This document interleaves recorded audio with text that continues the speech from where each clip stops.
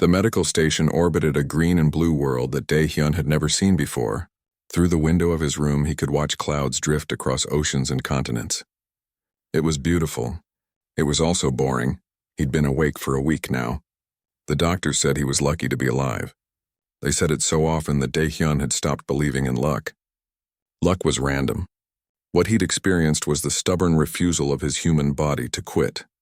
The radiation sickness had been the worst. For days, he'd been too weak to lift his head. His body had fought a war against itself. Cells dying and regenerating, systems shutting down and restarting. The doctors from a dozen species had stood around his bed, talking in their various languages about how impossible it all was. Human physiology is remarkable, one doctor had said. She had scales and 3 eyes. Your healing response is almost aggressive. You should have died 5 times over, but your body simply refuses to accept it. Now he could sit up, could eat solid food, could walk a few steps before exhaustion hit. The burns on his hands were healing, covered in synthetic skin that itched constantly. The frostbite damage to his toes would take longer, but they thought he'd keep all of them. The door to his room opened, and Hana walked in. She looked tired, dark circles under her eyes. She'd visited every day, sometimes just sitting quietly while he slept. Today she was carrying a bag. "You look terrible," he said. "You look worse." She pulled up a chair and dropped the bag on his bed. "I brought you things, books, games, something to wear that isn't a medical gown. I'm naked under this gown. Too much information." But she was smiling. "How are you feeling?" "Like I was caught in a reactor explosion." "Because you were, you idiot." Her smile faded. "I thought you were dead, Dae-hyun. I watched the station explode and I thought you were dead. I'm harder to kill than that, apparently." She wiped at her eyes. "They're calling you a hero, you know. The news feeds can't stop talking about the human who ran toward danger while everyone else ran away." He hadn't seen any news. The doctors had kept him isolated, focusing on his recovery. "What are they saying?" "Everything. That you saved thousands of people by triggering the evacuation drill early. That you risked your life for 2 alien children. That you survived the impossible."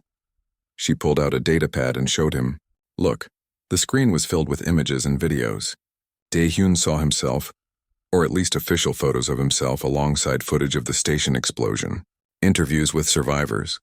Dr. Kira holding her cubs, tears streaming down her furred face. Commander Velthar looking grim and guilty. "The Galactic Council has launched an investigation," Hana said, "into the evacuation protocols, the reactor maintenance failures, everything. The station administrators who wanted to save themselves first, they're facing criminal charges." "Good. And you're getting a medal. The Star of Valor. It's the highest civilian honor the Council gives." Dae-hyun looked at the images of himself on the screen. The hero, the savior. It felt wrong. "I didn't do anything special. Anyone would have done the same." "No," Hana said firmly. "No, they wouldn't have. That's what makes it special. When the reactor detonated, everyone ran away. You ran toward 2 children who weren't even your species. You gave them the only escape capsule and faced certain death." She gripped his hand. "That's not normal, Dae-hyun. That's extraordinary." Before he could argue, the door opened again. Dr. Kira stood there holding the hands of Pip and Mira. The cubs saw him and their eyes went wide. "Uncle Dae!" They tried to rush forward, but Dr. Kira held them back. "Gently," she said. "Remember, he's still healing." They approached slowly, their small faces full of concern. They'd grown since the explosion. Or maybe Dae-hyun had just forgotten how tiny they were. Mira climbed carefully onto the bed and pressed her face against his arm. Pip held his hand with both paws. "We thought you were dead," Pip whispered. "I thought I was too," Dae-hyun admitted. Dr. Kira stood at the foot of the bed. Her eyes were wet. "I don't know how to thank you. You saved my children. You gave up your life for them. But I didn't die. You didn't know that when you put them in the capsule. You sent them to safety and stayed behind to die. There is no greater gift than that." She bowed, a deep gesture of respect, and fell in our culture. "You are packed now, Dae-hyun. You are family. Forever." The cubs stayed for an hour, telling him about the refugee camp where all the survivors were living. Thousands of beings from dozens of worlds all crowded together while new homes were arranged. It was chaotic and uncomfortable, but everyone was alive. "The human section is teaching everyone about evacuation drills," Mira said proudly. "Because of you. They say all stations need to practice like humans do.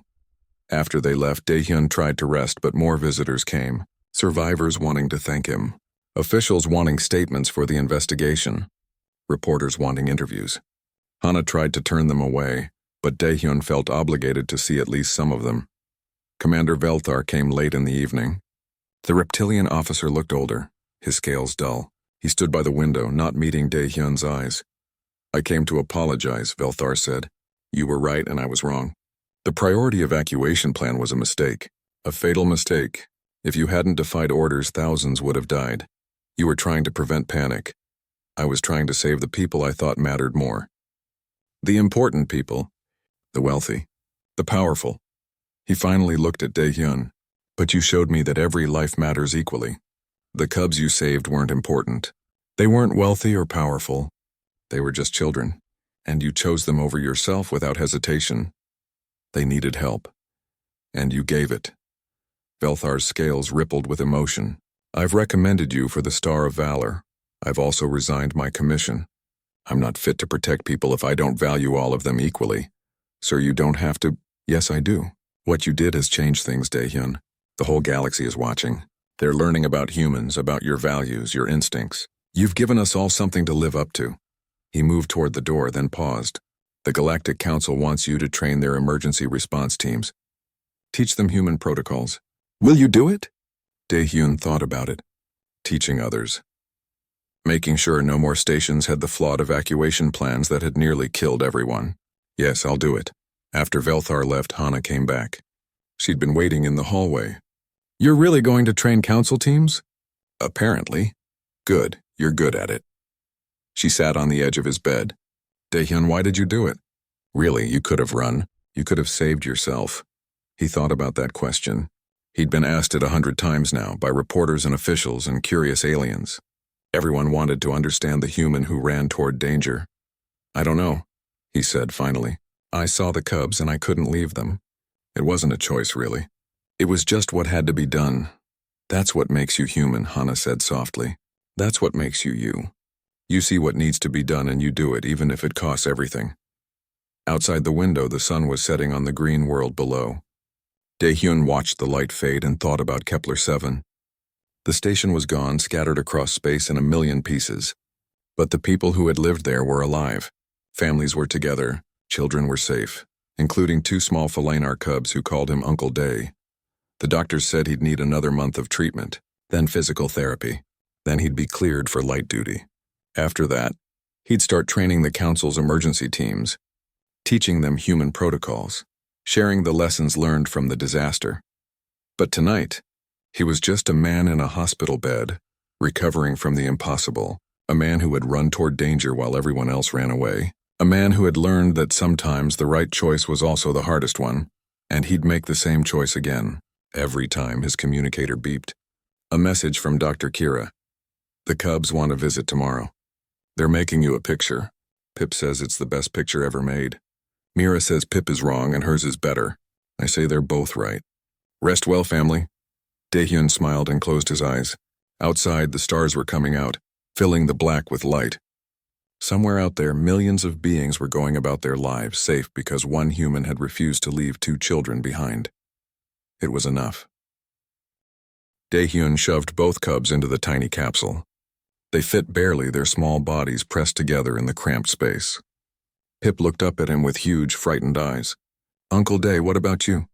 "I'll find another way," he lied. "You 2 need to be brave for me, okay?" "No." Mira grabbed at his hand with her small paws. "Come with us." There was no time to argue. No time to explain. Daehyun pulled his hand free and slammed the capsule door shut. Through the small window, both cubs pressed their faces against the glass, screaming for him. Their mouths formed his name over and over. He entered the launch code with shaking fingers. The capsule sealed with a hiss. The cubs were still screaming, pounding on the window with their tiny paws. Daehyun pressed his palm against the glass, meeting theirs.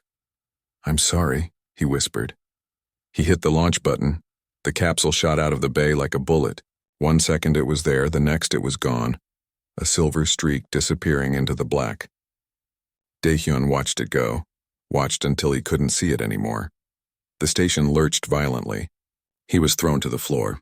His communicator was dead. The lights were dead. In the sudden darkness, he could hear the reactor beginning its final scream. He had maybe 10 seconds left to live.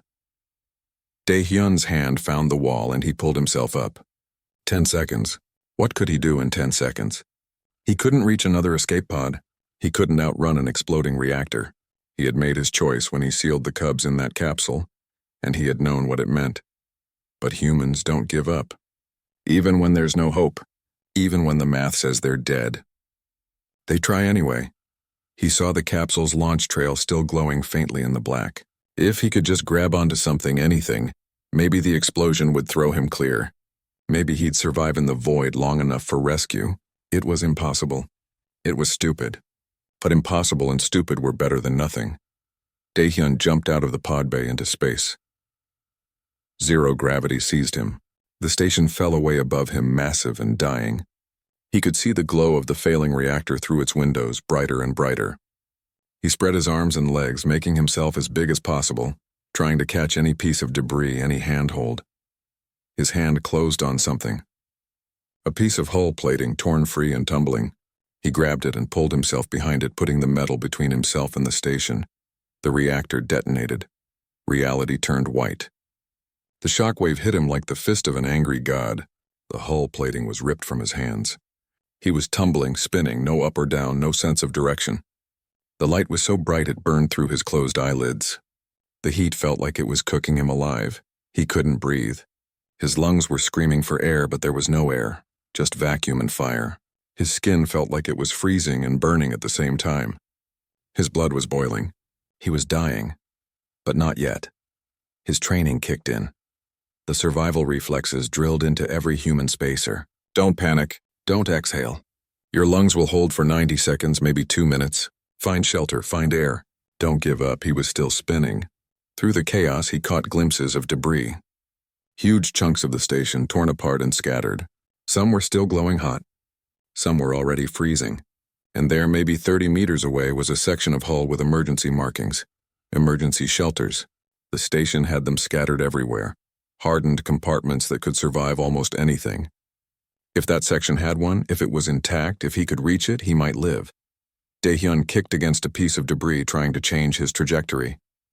In space, moving was harder than it looked in videos. But he was a trained spacer. He knew how to use momentum, how to push and pull with minimal motion.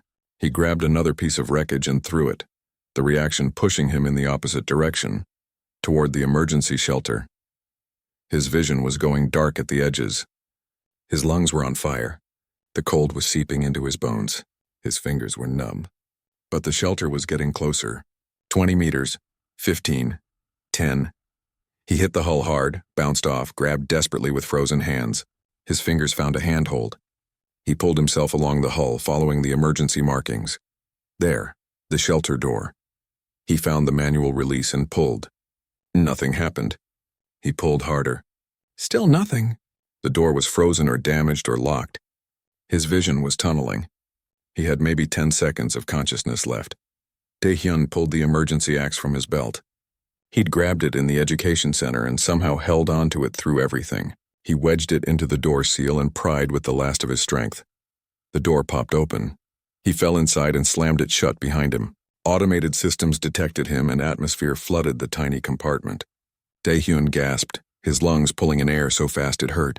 He lay on the floor, shaking, bleeding, frost forming on his skin, but alive. The shelter was barely big enough for one person. It had emergency supplies, an oxygen recycler, a beacon. It was designed to keep someone alive for a few days until rescue arrived. The walls were already warming, heating systems activating automatically. Dae-hyun couldn't move. Every part of his body hurt. He could feel radiation sickness starting, a nauseous weakness spreading through him. His hands were burned. His lungs felt damaged, but he was alive. He activated the emergency beacon and then passed out. Time became meaningless. He drifted in and out of consciousness, dreams mixing with reality. Sometimes he was back on Earth, a child playing with Hana in the streets. Sometimes he was on the station, having breakfast with the four-armed merchant. Sometimes he was holding Pip and Mira, watching them draw pictures. Sometimes he heard voices from far away, muffled and distorted. He tried to answer but couldn't make his mouth work. When he finally woke fully, he didn't know how long it had been. Hours? Days? His body felt like one giant bruise. The shelter's emergency supplies included a medical scanner. He checked himself. Radiation exposure moderate to severe, burns 1st and 2nd degree, frostbite on his extremities, possible internal injuries. He should be dead, but he wasn't. His human body, fragile compared to so many species, had somehow held on. Had survived vacuum, radiation, explosive decompression, extreme temperatures. It should have been impossible. The beacon was still transmitting. Someone would come. The question was whether they'd arrive in time. The shelter's supplies were limited. The radiation would keep getting worse, and he had no way to know if anyone was even looking. He thought about Pip and Mira. Had their capsule made it? Had rescue ships found them? Was Dr. Kira holding her children right now, or was she grieving? He thought about Hana. She had been on an escape pod when the reactor blew. She was safe, but she thought he was dead. She'd helped him reach the Cubs, had known it was suicide, and she'd helped him anyway. He thought about all the people on the station. How many had escaped? How many had his unauthorized drill saved? How many had died anyway? The shelter had a small window. Through it, he could see the debris field that had been Kepler-7, thousands of pieces glittering in the light of the distant sun. Each piece had been someone's home, someone's workplace, someone's dreams. All gone now. Dae-hyun closed his eyes and waited for rescue or death, whichever came first. 3 days later, a salvage ship detected his beacon. The crew couldn't believe what they found. A human, barely alive, floating in a tiny emergency shelter in the middle of a debris field. The radiation levels alone should have killed him. They rushed him to their medical bay. The ship's doctor, a species that had been in space for thousands of years, stood over him, shaking her head. Impossible, she kept muttering. This is impossible. No one survives this, but Dae-hyun had. Because when the reactor detonated and everyone ran, he had run toward the Cubs. And having made that choice, he had refused to die before knowing they were safe. As they loaded him onto the medical shuttle, as they began treatments for radiation and injuries, as they sent word to the refugee fleet that they'd found a survivor, Dae-hyun held onto consciousness long enough to ask one question. The Cubs, 2 Phalan children in an emergency capsule. Did they make it? The doctor looked at him with strange eyes from a world he'd never seen. Everyone made it, human. Every single escape pod was recovered. Your friend, the engineer, she stayed on the line until the last second, guiding rescue ships to every capsule. They're all safe. Even the Cubs, especially the Cubs. Their mother has been searching the debris field for 3 days, refusing to believe you were dead. The doctor's expression was unreadable, but her voice was soft. You saved them, Dae-hyun. You saved them all. Finally, Dae-hyun let himself pass out. His last thought was a simple one. Worth it. It was worth it. Dae-hyun stood at the security console, his fingers hovering over the controls. What he was about to do would end his career.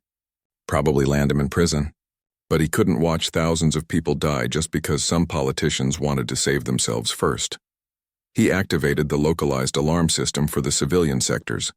Not the full evacuation alarm, that would be too obvious and too quickly shut down. Instead, he triggered the drill protocols, the ones used for monthly practice runs. Lights began flashing in the residential areas. A calm, automated voice announced that this was an evacuation drill, and all residents should proceed to their designated escape pod stations. It wasn't perfect. Some people would ignore a drill, but it would get many of them moving toward safety without causing immediate panic. His communicator exploded with angry voices within seconds. Who authorized a drill?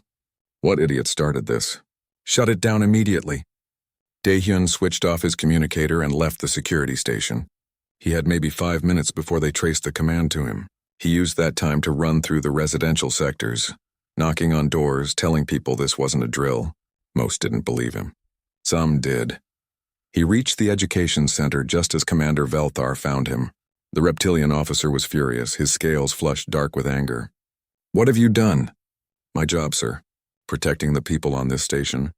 You've created chaos. We had a plan. Your plan left most of these people to die. Dae-hyun gestured at the families streaming past them toward the escape pods. Look at them, sir. Are these lives worth less than yours? Than mine? Velthar's anger seemed to deflate. For a moment, he just looked tired and old. You don't understand. We can't save everyone if there's panic. The escape pods can only launch so fast. If everyone rushes them at once, people will be trampled. Families will be separated. The weak will be left behind. So instead, we leave them behind deliberately. Daehyun shook his head. At least give them a chance, sir. Before Velthar could respond, every communicator on the station shrieked at once. Hana's voice, raw with terror, screamed from every speaker. Containment failure in Reactor 3. This is not a drill. Catastrophic breach imminent. All personnel evacuate immediately. Repeat, evacuate immediately. The calm atmosphere shattered. People began running. The orderly stream toward the escape pods became a flood. Parents grabbed children. Friends grabbed each other. No one knew how much time they had. Velthar looked at Daehyun with something that might have been respect. You gave them a head start. Maybe it will be enough. Then he was gone, running toward his command post. Daehyun ran against the crowd, heading toward the reactor section. He needed to find Hana. His communicator was chaos, dozens of voices shouting over each other. He filtered through to Hana's channel. Where are you? Reactor control room. Daehyun, I can see the containment field on the monitors. It's collapsing. We have minutes, not hours. Get to an escape pod. I'm trying to buy time. If I can reroute some power, stabilize the field even for a few seconds, more people can get away. Hana, no! Too late. I'm already doing it. Get off this station, you idiot. The floor beneath Daehyun's feet shuddered. Somewhere in the distance, something exploded. The lights flickered. Emergency lighting kicked in, bathing everything in red. He reached a viewport and looked out at the escape pods. They were launching in waves, small silver capsules shooting away from the dying station like seeds from a bursting pod. Hundreds of them, maybe thousands. His unauthorized drill had given people time to reach them, but the station was huge, 20 kilometers across. Some sections were far from the pods. Some people were trapped behind collapsed corridors. Some didn't move fast enough. Another explosion, closer this time. Daehyun was thrown against the wall. His head cracked against metal and his vision swam. When he could focus again, he realized he was in a damaged section of the station. The corridor ahead was blocked by fallen debris. The corridor behind him was open, leading toward the nearest escape pods. He pulled himself up and started toward safety. Then he heard it, a sound that cut through the alarms and the groaning metal. A small, terrified crying. He turned back. The sound was coming from the education center, just beyond the debris field. The education center that should have been evacuated. The education center where this afternoon he'd watched children draw pictures of their homes. No, he whispered. Please no.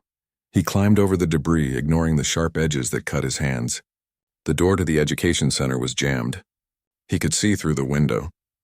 Most of the room had been evacuated, chairs overturned in the rush.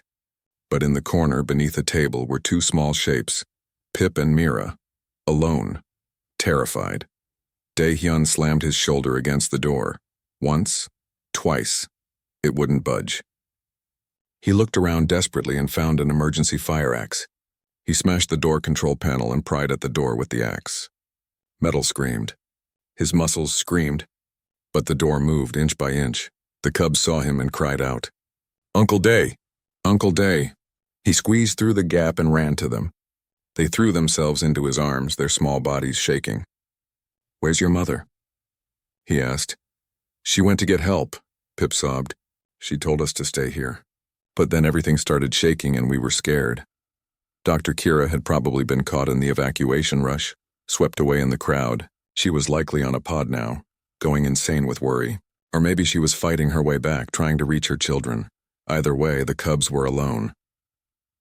Daehyun's communicator crackled, Hana's voice barely audible through static. Containment failure in 90 seconds.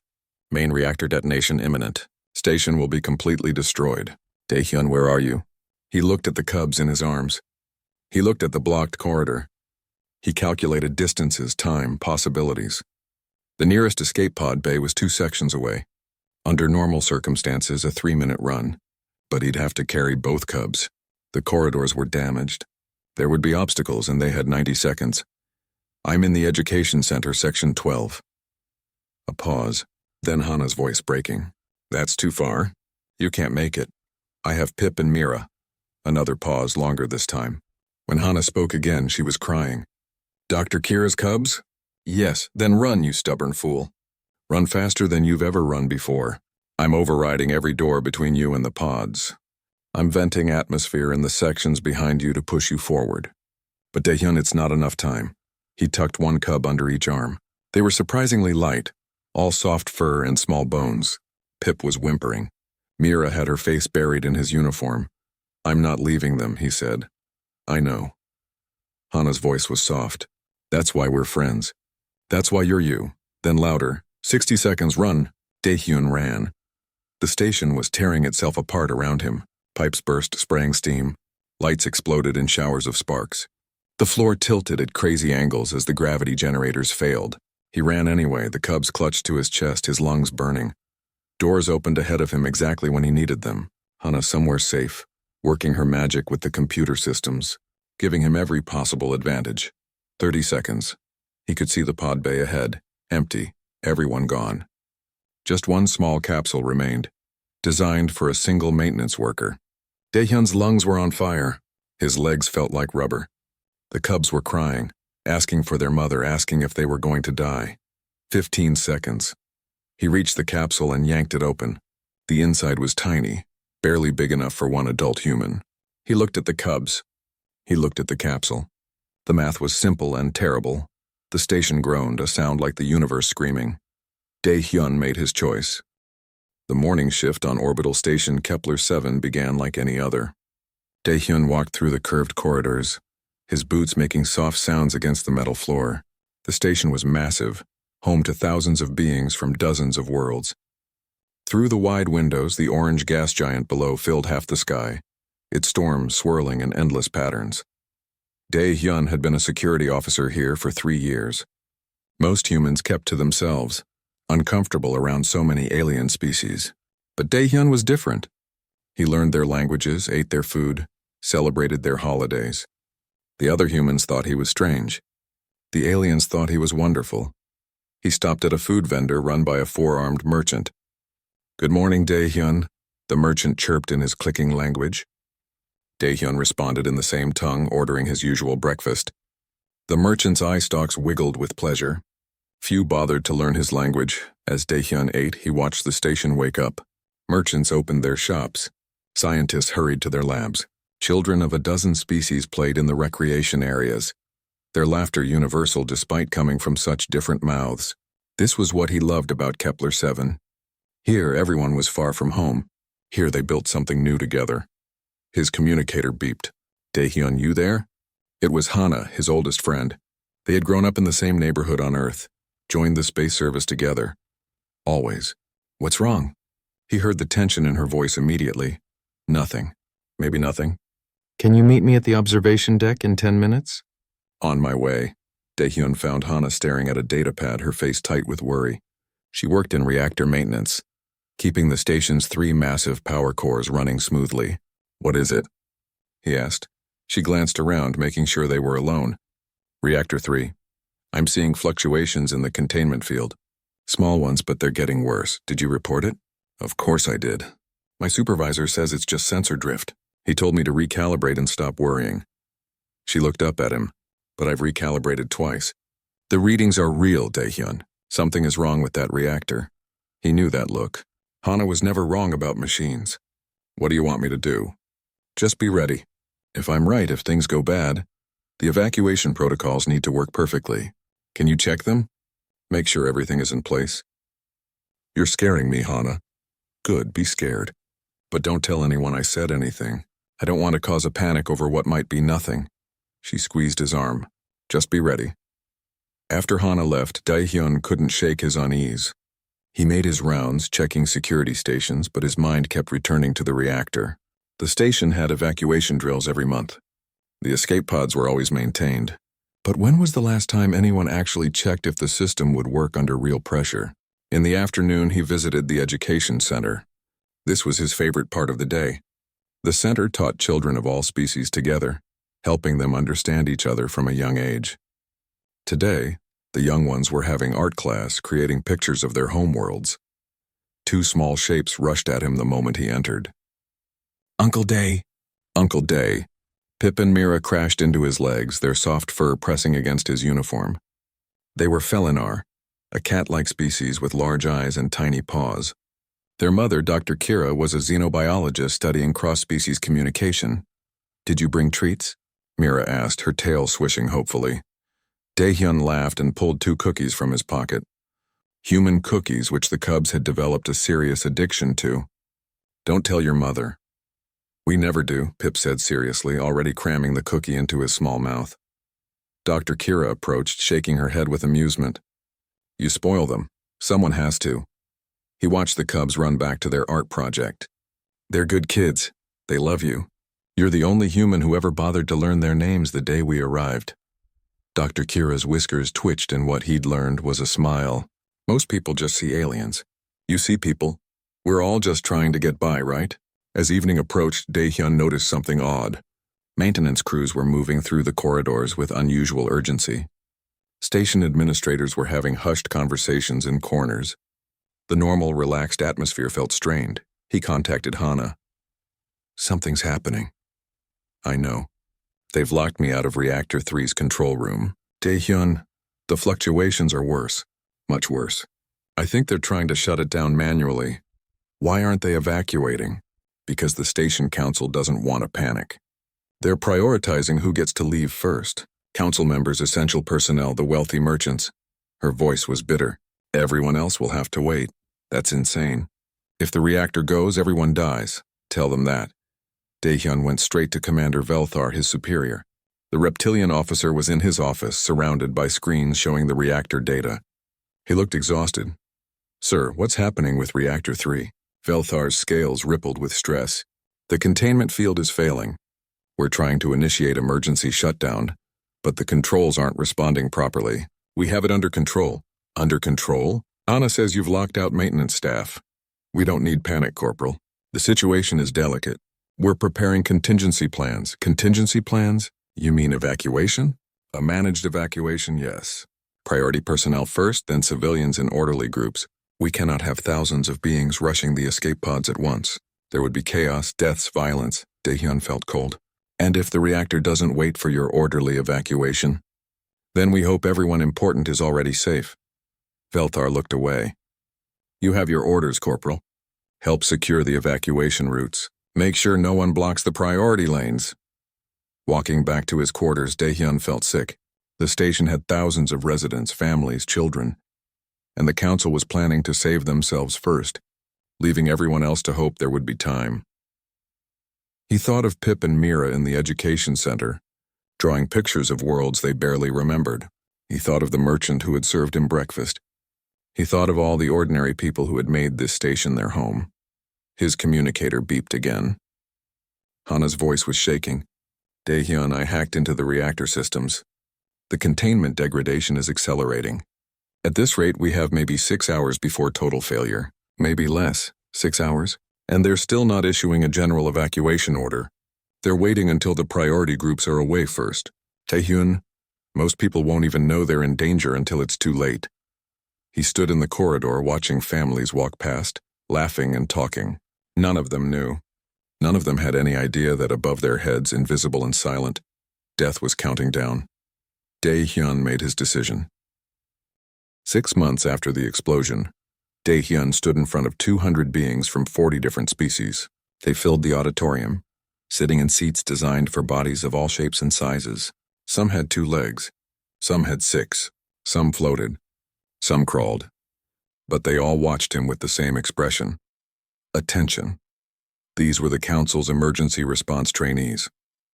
Security officers, station administrators, rescue specialists. They'd come from across the galaxy to learn human evacuation protocols, to learn from the disaster that had destroyed Kepler-7, to learn from him. "Good morning," Daehyun said, and the translation devices carried his words into 40 languages. "My name is Daehyun, and I'm not a hero, Lawrence." They'd been expecting something different, inspiring speeches about courage and sacrifice. Instead, he'd opened with a denial. 6 months ago, I made a series of mistakes. I defied orders. I triggered a false alarm. I risked causing the exact panic that my superiors were trying to prevent." He moved away from the podium, walking across the stage. And yet, because of those mistakes, thousands of people are alive today. That bothers me. A hand went up. A young officer with blue skin and 4 eyes. How is saving lives a mistake? It's not. But I didn't save lives because I was brave or smart or special. I saved them because the system was broken.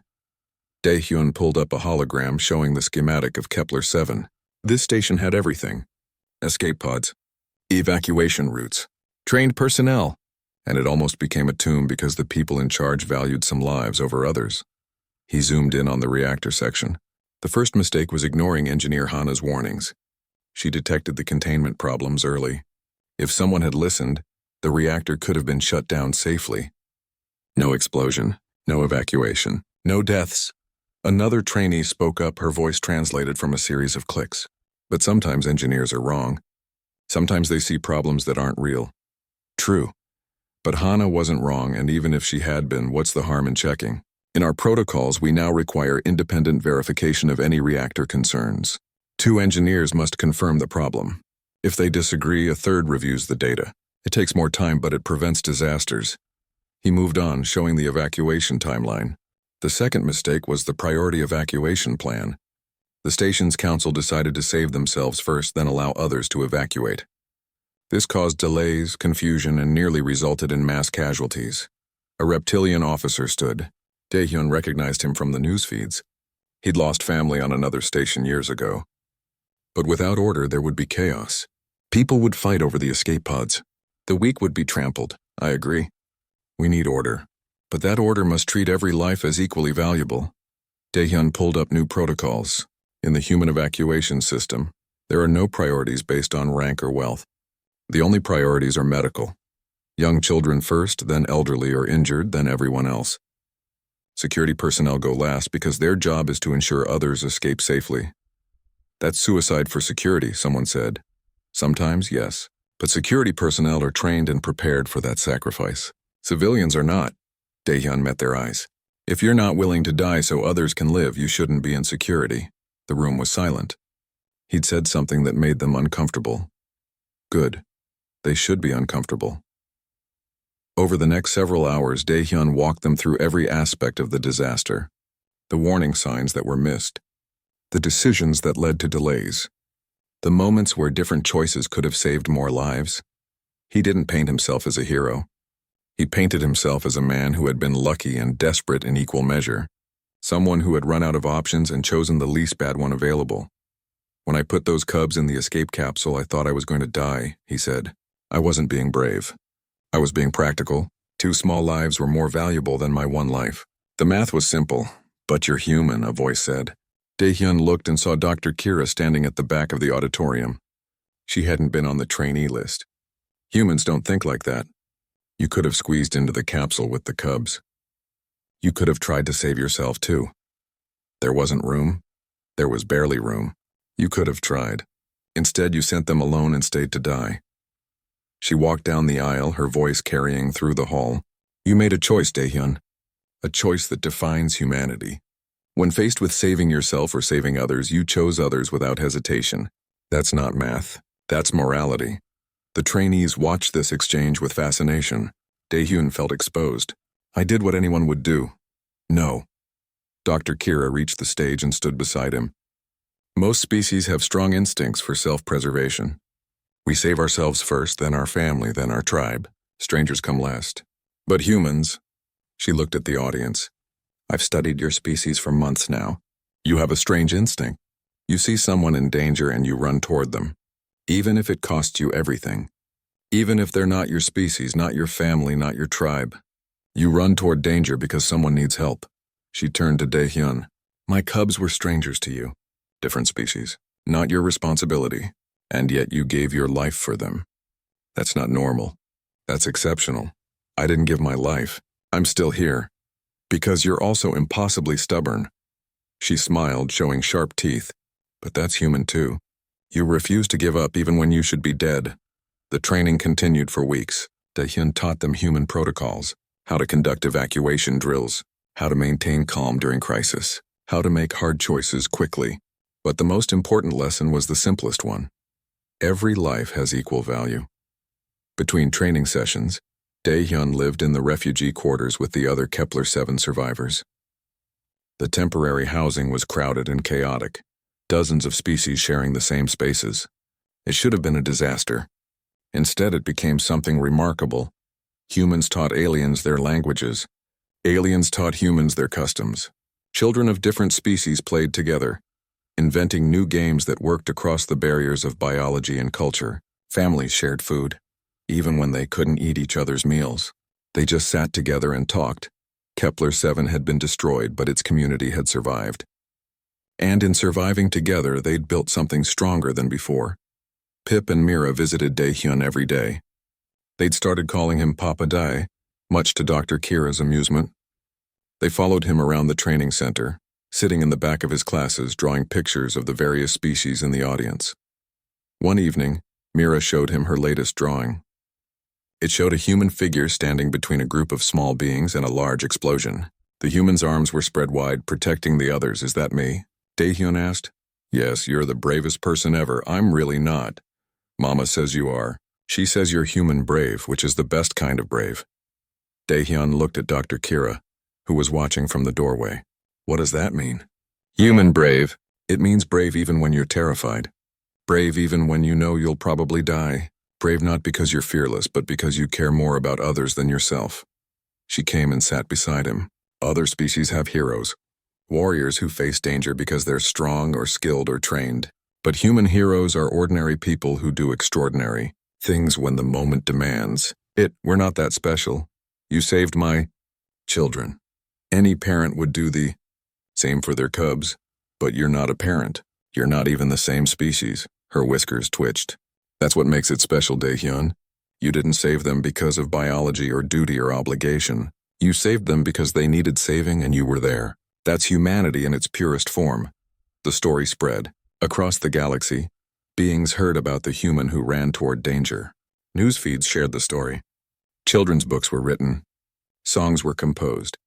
When the reactor detonated, everyone ran. The human ran toward the cubs. It became a saying, a shorthand for selfless courage. When someone did something brave, something that put others before themselves, people said they'd run toward the cubs. Daehyun found it embarrassing and overwhelming. He was just a man who'd made a choice. But Hana explained it better. "You gave them hope," she said one night.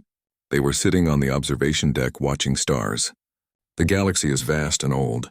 Most species have been spacefaring for thousands of years. They've seen everything, done everything. And then humans show up, young and weak and fragile. "We should be nothing special." We're not special, but we are. We're special because we care. Because we help. Because when someone needs us, we show up. She pointed at the stars. Out there are millions of species. Most are stronger than us, smarter, more advanced. But you taught them something they'd forgotten. That courage isn't about being the strongest. It's about doing what's right even when it's hard. The Galactic Council offered Daehyun a permanent position. Head of emergency response training. He'd teach across the galaxy, spreading human protocols to every station and ship and colony. It was a huge honor, a massive responsibility. He accepted, but with one condition. Pip and Mira could come with him. Dr. Kira agreed immediately. They're packed now. Family stays together. So Daehyun traveled the galaxy with two small fill-in-our cubs who wore tiny uniforms and sat in the front row of every class. They became part of his